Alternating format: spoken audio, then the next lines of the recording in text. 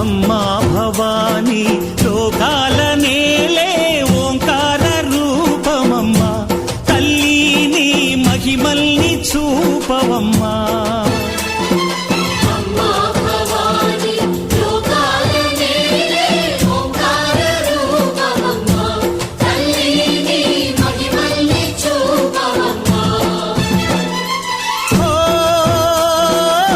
సృష్టికే దీపమా, శక్తికే మూలమా, సింహరథమే నీదమ్మా. అమ్మ దుర్గమ్మ భక్తులను దీవించుమా.